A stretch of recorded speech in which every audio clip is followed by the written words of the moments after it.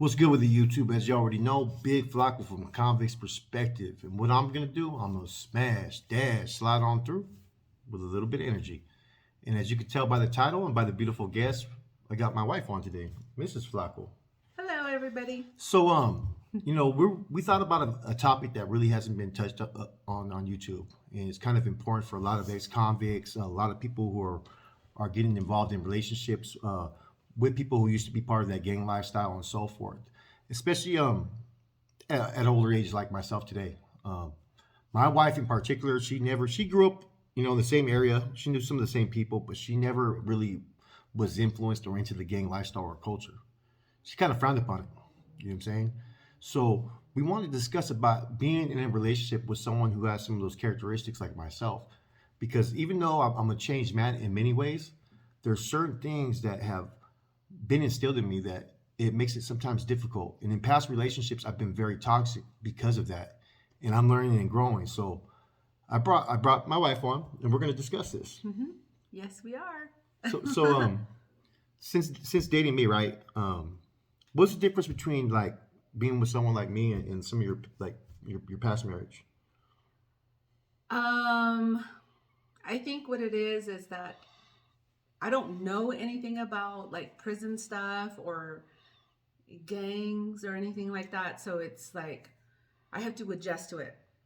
I mean, a lot of men are controlling in every relationship, but for me, it's like I had to adjust to the fact that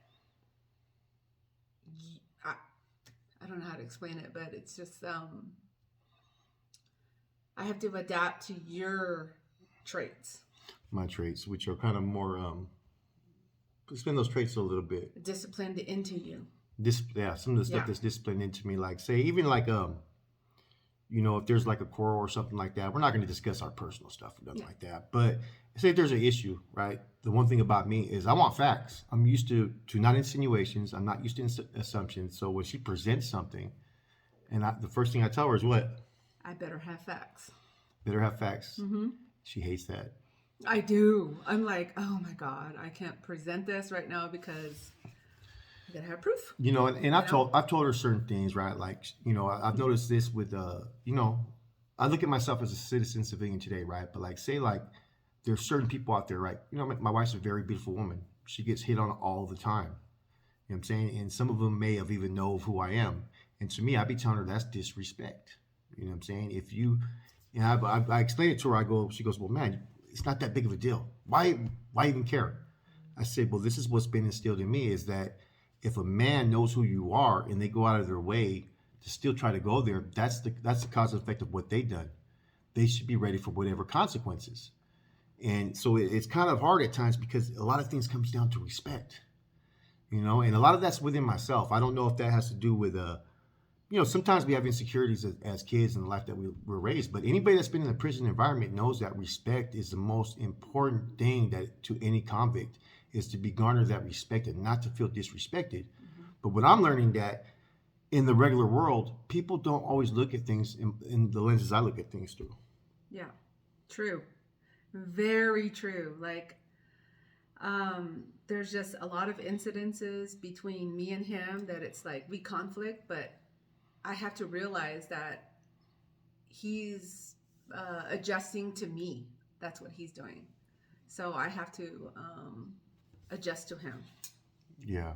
And I'm used to like kind of like being in control a little bit, and I don't control her. So I'll tell you that right now. No, he doesn't I control don't me. control her. I mean, He just tells me, do what you feel you need to do. I just ask for respect in return Yeah. and stuff like that. And some things that maybe she wouldn't consider as disrespect, I may consider it, but I sit there and take into account that okay, you know what, I can't fault someone who doesn't look at things in that perspective or views.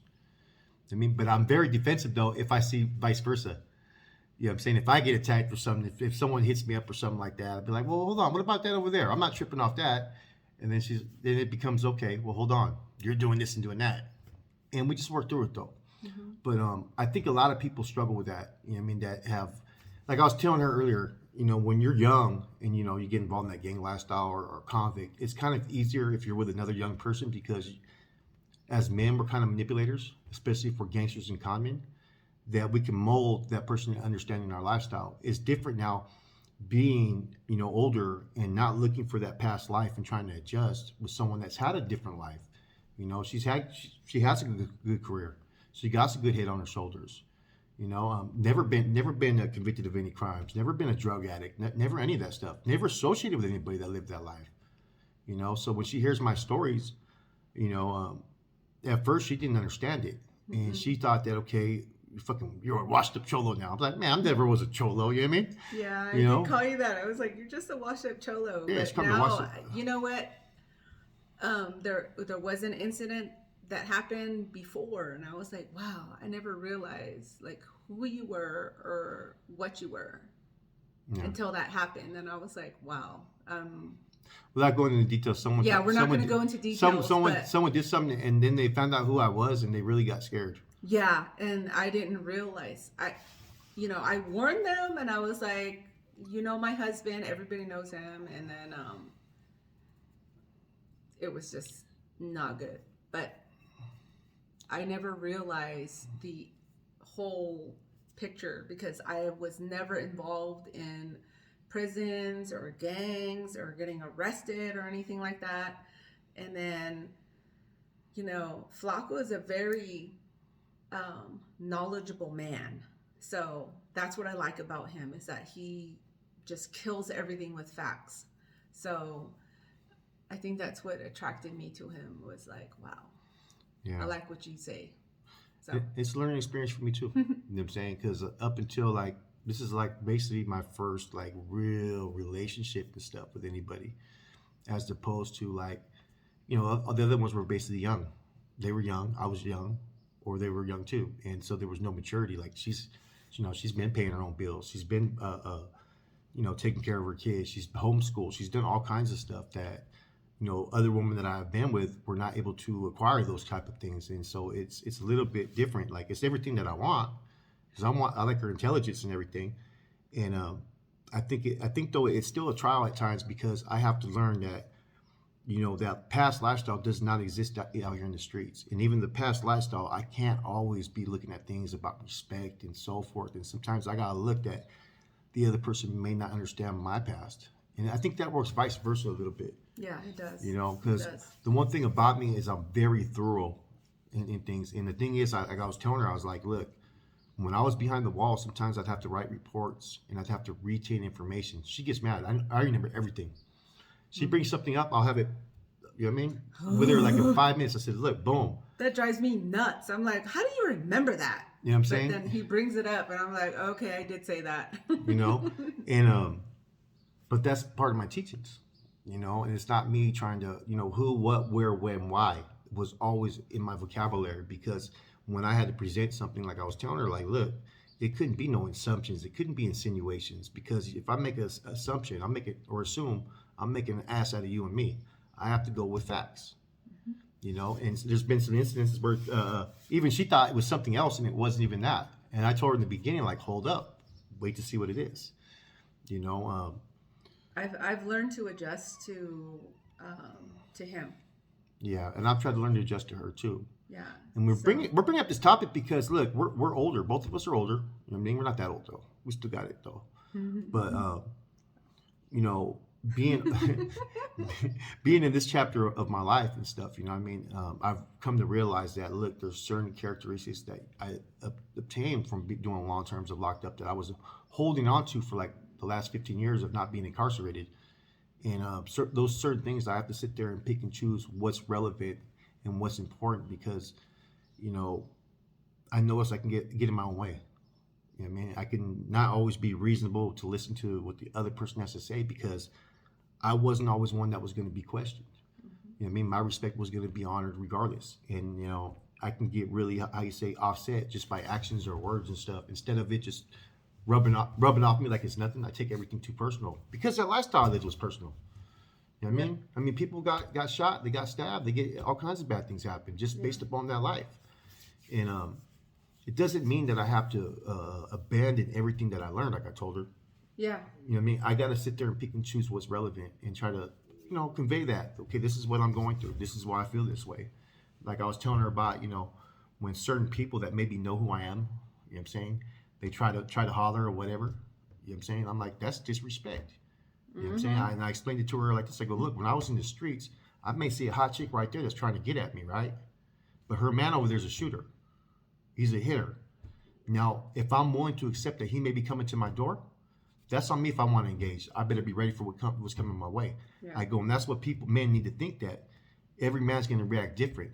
So if I feel disrespected to a certain, or you mess with my life, you put your voice, your opinion, you speak negative about me, I have certain feelings inside, like for my old behaviors. You know, it's like you can get tossed in the trunk and dumped somewhere. Those are old ways of thinking. Because I feel like people don't recognize me because that would never happen before. But sometimes you got to sit there and look like, it's a trial, huh? Yeah. To understand. Yep, it is. We'll talk to the people a little bit more about being. I like, you know what? I enjoy listening to him talk because he's very knowledgeable, and I just like listening to him. So if I don't say very much, I'm sorry. I apologize. I'm a manipulator, huh? No, he's not. You know what a manipulator is? You know what a manipulator is? It's someone who is crafty with their words to present their case and stuff. No, You know you're what I mean? very good with your words. I'm like, I'll let you talk. What would you give advice to someone like, say, woman? someone starting a relationship, you know what I mean, with someone that they're trying to do their best, right? As far as an ex-gay member, or they just got out of prison. The guy's doing good, even though the presentation is always going to be different in the beginning. Everybody's on their best behavior. Mm-hmm. Oh, yeah. But things eventually come out about who that person is. What advice would you give any woman dating a ex-convict or ex-gay member? My advice to women is just to kind of, observe, kind of lay low a little bit until maybe, like, I don't know, if you're getting serious, like the first 6 months, kind of lay low and observe who this person is. And then, know their background, know where they came from, like their childhood, being in prison, being locked up, because that does a lot to you mentally and emotionally. So just kind of, listen and just learn who they are, because it's still taking me a lot to do that for my husband. Like, like he said, I've never been involved with somebody that was in prison or been in jail or anything like that. So I have to adjust to him. His emotional and mental state is what's most important. And there's also people who, regardless of what I'm doing for today, I get a lot of support from people that you guys don't know, like that are fucking very powerful people in the world. But you always have those people that are always judging me, and they'll make remarks about me to her. You know what I'm saying? And it's like, like I tell her, I said, it doesn't matter what I'm doing now. It matters what I'm doing now, but not in the past. Because if people believe in change and redemption, then they should give everybody the opportunity. Don't judge someone based upon their past. But you get that from people because that's all they can do. That's the only thing that they can hold on to is find points about what you may have done in your past. We've all done things in our past that we're not proud of. A lot of it's just not known. It's not put out there. Yeah. You know what I'm saying? We all have our own personal skeletons. My stuff's pretty much out there. So that's a struggle. You know what I'm saying? People are gonna judge you regardless. You know what I mean? Like, and I probably can pretty much go toe to toe as far as verbally or educationally with almost anybody when it comes to the most common people, and hold my ground. I'm not no ignorant individual. But it becomes a little bit challenging. Not challenging. It's kind of annoying. Well, what's the right word? Kind of irritating, but like to where like you kind of feel down about it. Like, man, like you do everything you're supposed to, but like you still got those that want to hold it against you. Oh yeah. You know what I'm saying? Like, I got the one person, man. Every other word is convict or this and that. You know what I mean? Like. And, he doesn't know the things that I've actually done in the community, the things that I've accomplished. You know what I mean? From working with nonprofits to working with kids to working with people in recovery to volunteer work. You know what I mean? Like, and I don't sit there and brag about it. You know what I mean? Because I do those things for my own self to make me feel better about the things that I've done. But I think for anybody, man, this is what I'm going to tell everybody out there from the convict side or ex-gay member side. Remember, they may not understand that life, especially with women, because it really is a man's world when it comes to all the gang and criminal stuff. and therefore sometimes they're not going to understand or comprehend what. So sometimes, and it's challenging because you don't want to lie to your partner about stuff. Sometimes you got to present it like, look, you may not want to know about this. You know what I'm saying? And I do tell you that, right? Yeah, she tells me that. I tell him, I'm like, maybe I shouldn't know about that. You know, because I mean, because trust in a relationship is the most key, and honesty too. Yeah. But I really don't want to know some things, and I tell him I don't want to know about that. You know, just to protect myself in case anything ever were to happen. I really don't know about it because I don't know. You know? I told her she can't testify against me. No. Anyways, yeah, man. What else? What else, man? About do you, okay? Look, as opposed to other relationships, right? I mean, we're all get emotional. Like, you know what I'm saying? Like, we can all get mad. Anybody, we can have our outbursts or out of character, right? But what's the biggest thing that you see differently from convicts or no, I'm not gonna call myself a convict. I'm gonna say ex-gang member. I think like trust and loyalty is like Big to me.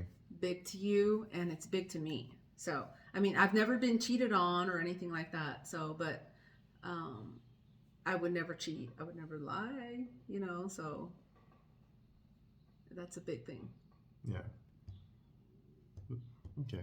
Let me see what else we can go into. Well, final thoughts on everything before we go elsewhere. Before we close this and let everybody, this is what we call this. This is important though, because I'm pretty sure that there's a lot of women out there that are watching our channels that have men that are locked up for the first time. And, that's hard. you know, and I bet that's hard. As a convict, I mean, well, they maybe never even met the person except for through visits too, though. Oh, jeez. You know what I'm that saying? must be harder. Yeah. You know, you got to stay loyal to that guy who's locked up, and now you're just out there, and all these people who are trying to get at you, and you're like, God, I got to stay loyal. I can't do this, you know, and it's hard. Yeah, I can imagine, man. Like, think about it. And those are the thoughts that go on in men's head out there. I mean, you got different. Some men will say, you know what? I don't care. I'm gone. Whatever you do, you do. Just I don't want to know. That men are like that in there. Or some are fucking just tripping. They're fucking ready to like John letters and this that. They make everything worse. Yeah. You know, for those that are decide to either date someone that just got out or someone that's in there, just think of the actions of evaluating it for yourself. Yeah. You know what I mean? Make sure that there's boundaries and respect both ways, because I see a lot of times women who get in relationships with men who are locked up can be played so easily. Because convicts are manipulated a lot of times. They are, but this is how I tell Flaco. I tell him, I wouldn't want you to do that to me. So why would I want to do that to you? So it's kind of like, you know, just don't do anything to make drama or anything like that. I love Flaco, and drama's gonna cure regardless. Oh, yeah. Regardless of life. Yeah. Social media is one of the biggest effects of everything is social media. I hate social media. And just to tell people, man, like, and so bad. And people will play you. They'll try to create problems and so forth, man. They'll do all kinds of stuff, man, just to make those issues, man. Like, and you know, it's something that you have to come to terms is, okay, do you actually need social media or not? And if you do, just be respectful within boundaries. Because there's those out there that will sit there and fucking just cross shit up, start rumors, try to put shit in people's heads. Oh my God, it's so you know bad. I mean? And just words will affect people. It'll affect any man or any woman. Yeah. You know what I'm saying? If you know, get a message that says about this, that, you're going to be fucked up about it. Even if you don't believe it, you may still have that little thing in the back of your head that's going to affect your actions within the relationship. Yeah. You know what I'm saying? You may start thinking things, and then you start looking at things from a whole different perspective, and then nothing is ever what it really seems. Yeah. You know, living that gang banging lifestyle, man, is one thing, but living a life that's totally away from it, that's different, there's nothing wrong with it. Like today, I'm learning still, because this is really my first relationship, you know, that I was not doing illicit activities, that I was not running the streets, you know, and so it's you know, I'm in my 40s. I don't want to keep on running around playing games. I don't want to go back out through the streets, you know, because it's real easy. You know, the streets are only about like arm's length from me. You know what I'm saying? And what comes with that is running around the streets with a banger, doing stuff, and not caring about life. And I don't know that if I have a chance second chance at life if I go down that path. And what I mean by that is I don't know if I can recover if I decide to branch away because my emotions get in the way, or I don't think this life is for me. You know, because you question that. You know what I mean? As an ex-gang member, when you're trying to live some type of normalcy of what you're being told is normal, sometimes you question if you can do it. And I've done that within myself because It's a challenge. I tried so hard, man. And I waited 5 years to start dating until I met this beautiful woman right here. That's my wife. And I even thought I was prepared for any type of struggles that came my way. But in all actuality, I really wasn't. But I grew from it. I bounced back. You know what I'm saying? And that's the most important thing for everybody out there, man. Realize that, you know, we're all humans. We're going to make mistakes, own the shit, and move forward. If you can't move forward past shit and you dwell on stuff, you're living in the past. And that's only going to control you. And that's one thing I have learned about life is I can't let any past actions, either you forgive, you may not forget, but you forgive and move forward, or you fucking let it go. And those are the most hardest things for any human being to hold on to. You know what I mean? Like one of the key things I don't like is this from as being an ex-gay member. I do not like outside influences basing their opinion on the relationship. Their opinion or not. I don't care if it's her friends or anything. I don't care if she wants to speak to her friends and say, look, this is what's going on, and just have someone to vent to.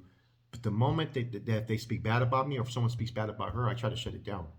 Yeah. I won't let nobody, because, you know, I'm human. I have a couple people I may talk about when I'm having a fucking shitty day. But I will not let anybody try to sit there and say, well, you know, you should fucking abandon that shit or this and that. No. Well, I don't have a lot of friends, so, you know, friends. So I have like one or two. So that's one thing people have to remember out there too, though, man. Like, and you know, I men usually have this argument all the time with women.